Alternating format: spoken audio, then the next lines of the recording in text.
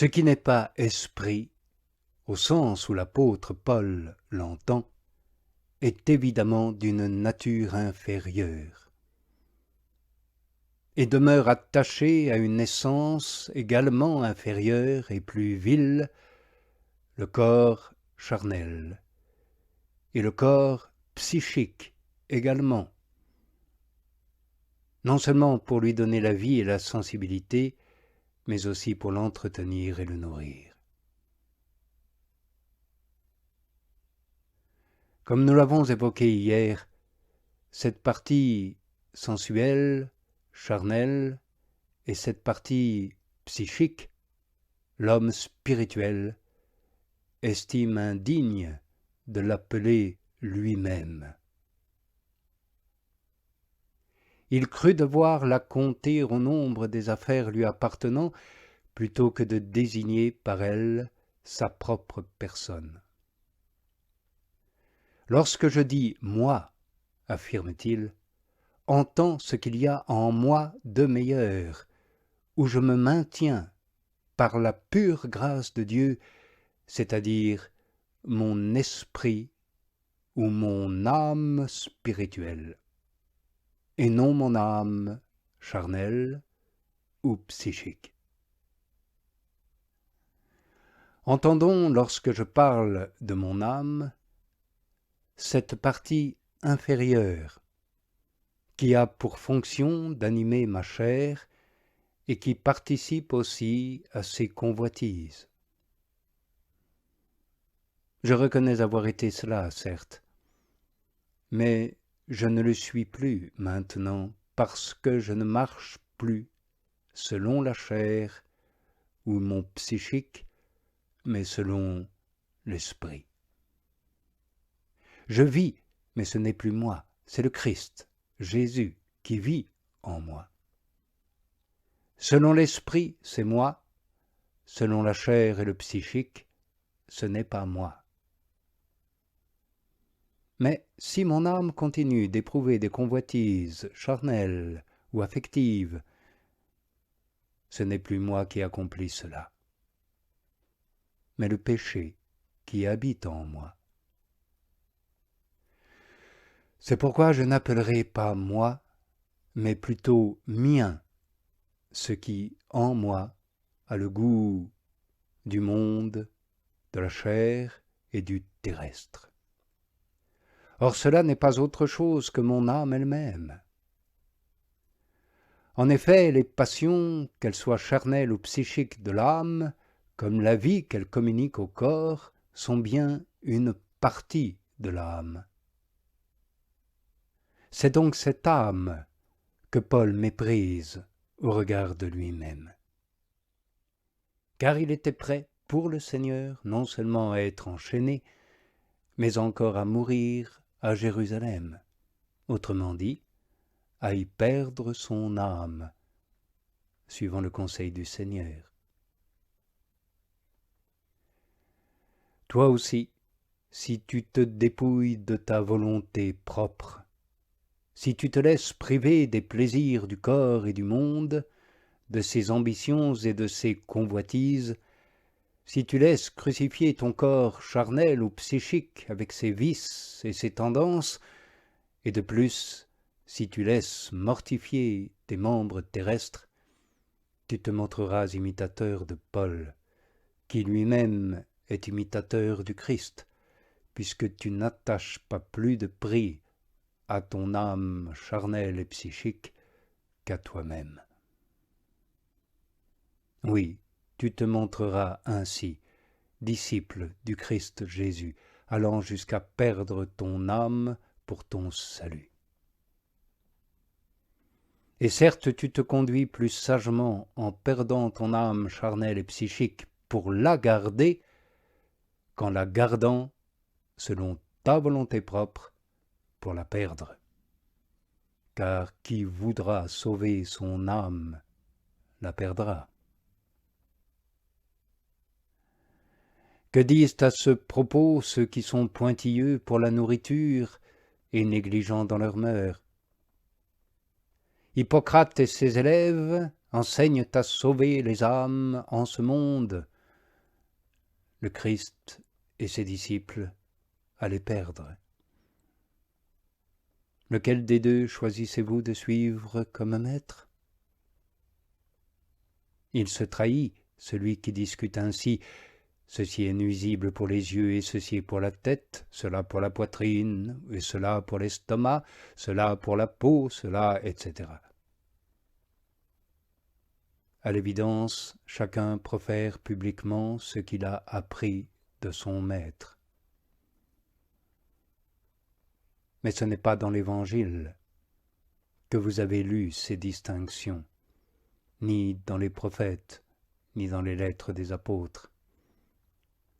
C'est sans doute la chair et le sang qui t'ont révélé cette sagesse, mais non l'Esprit du Père, car c'est la sagesse de la chair et du monde. Mais écoute ce qu'en pensent nos médecins spirituels. La sagesse de la chair et du monde, c'est la mort.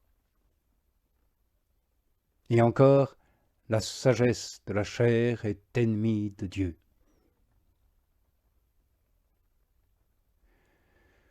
Devais-je vous proposer la pensée d'Hippocrate ou de Galien ou même celle de l'école d'Épicure? Non, car je suis disciple du seul Jésus, le Christ, et je parle à des disciples du Christ. Si j'introduisais une doctrine étrangère, je commettrais une offense et une folie. Épicure et Hippocrate donnent la priorité, l'un au plaisir du corps, l'autre à sa bonne complexion. Mon maître enseigne le mépris de l'un comme de l'autre. L'un cherche et apprend à chercher comment entretenir avec le plus grand soin la vie de l'âme dans le corps, l'autre comment la rendre aussi agréable que possible.